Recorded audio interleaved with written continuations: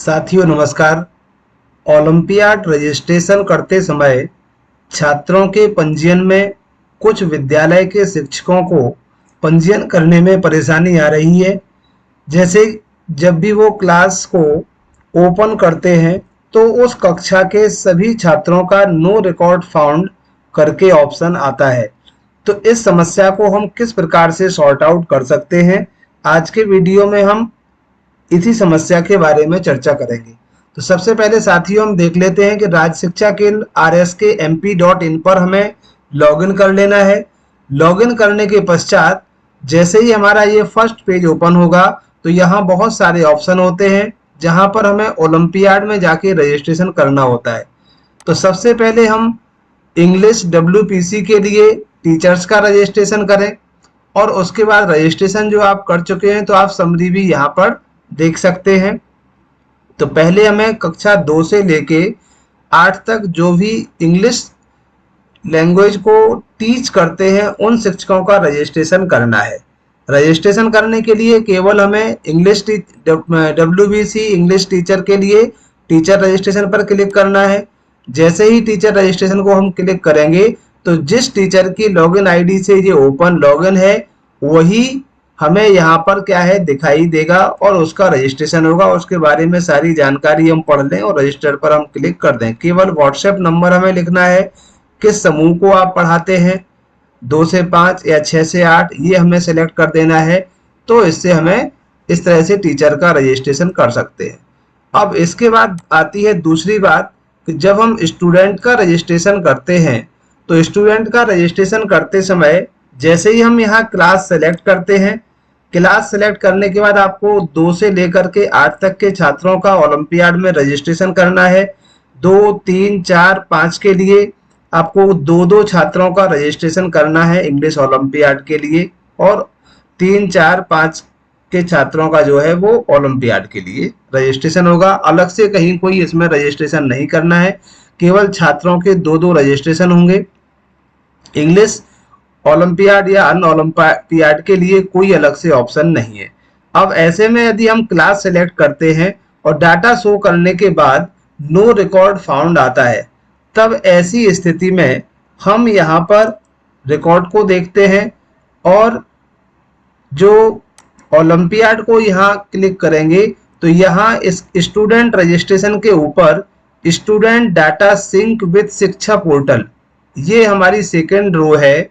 इस second row पर हमें क्लिक करना है। जैसे ही हम इसको सिंक पर क्लिक करेंगे तो आपको एक बार फिर से लॉगिन करने के लिए कहेगा और आप जिस विद्यालय के शिक्षक हैं उसी अपनी लॉगिन आईडी यहाँ पर पेस्ट कर डालेंगे और लॉगिन आईडी डालने के बाद जो आपकी डेट ऑफ बर्थ या आपने इसके लिए जो पासवर्ड बनाया हुआ है उस पासवर्ड को आप यहाँ पर डाल देंगे।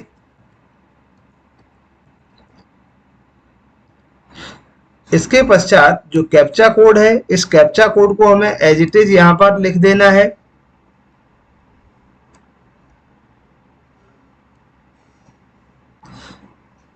तो ये कैप्चा कोड लिखने के बाद हम यहाँ पर इसे लॉगिन कर लेंगे।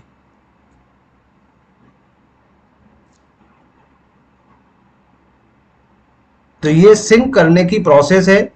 आप लॉगिन कर लेंगे और लॉगिन करने के बाद यदि आपका यहाँ पर सिंक के लिए कहता है तो इसे आप सिंक करने के लिए ओके कर देंगे और आपका यहाँ पर आपका डाटा जो है शिक्षा पोर्टल का वो इसमें ओलंपियाड के लिए सिंक डाटा में आ जाएगा और आप आसानी से उसका रजिस्ट्रेशन कर सकते हैं। जो भी क्लास है उस क्लास ये sync data, sync school data, इस पर आप क्लिक करेंगे तो ये आपका अपडेट हो जाएगा और फिर इसके पश्चात हम पुनः वहां पर जाकर के देखेंगे ओलंपियाड में कि हमने ये स्टूडेंट डाटा रजिस्ट्रेशन जो करना था, स्टूडेंट का रजिस्ट्रेशन, इसे हमने क्लिक किया।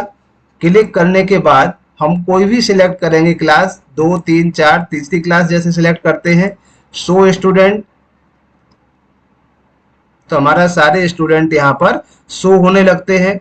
इसके पश्चात कैसे रजिस्ट्रेशन करना है इसमें ओलंपियाड में पूर्व में ही वीडियो डला हुआ है। यहाँ एक बार पुनः मैं बता देता हूँ कि जिस स्टूडेंट का हमें डाटा रजिस्टर करना है उसके लिए जो स्टूडेंट का नाम है, समग्र आईडी, इसको हम मैच कर लें और जो एक्शन पर राइट का निशान है उसे हमें क्लिक कर देना है। क्लिक करने के बाद स्टूडेंट की सामान्य जानकारी है, इसे हमें एक बार चेक कर लेना है। यदि कहीं कोई इसमें मिस्टेक है तो हम एडिट कर सकते हैं। एडिट करने के बाद जैसे फादर नेम यहाँ नहीं लिखा हुआ है तो हम फादर नेम को यहाँ उनका फादर नेम भी लिख सकते हैं। मदर्स नेम नहीं है तो मदर्स नेम भी हम लिख सकते हैं। इसके बाद पेरेंट्स का मोबाइल नंबर यहाँ लिखना है और मीडियम, केवल ये चीज हमें यहाँ पर देना है। मीडियम सिलेक्ट कर दिया और यहाँ पर हम नॉमिनेट कर देंगे। तो साथियों ये थी प्रक्रिया ओलंपियाड के लिए। यदि डाटा सिंक नहीं हुआ है तो डाटा को किस टाइप से हम लेकर के आएंगे और कैसे हम रजिस्ट्रेशन करेंगे। आशा करते हैं वीडियो में दी गई जानकारी आपके लिए उपयोगी होगी। मिलते हैं कुछ इसी तरह के नए वीडियो के साथ, जब तक के लिए सभी को थैंक यू, धन्यवाद, जय हिंद।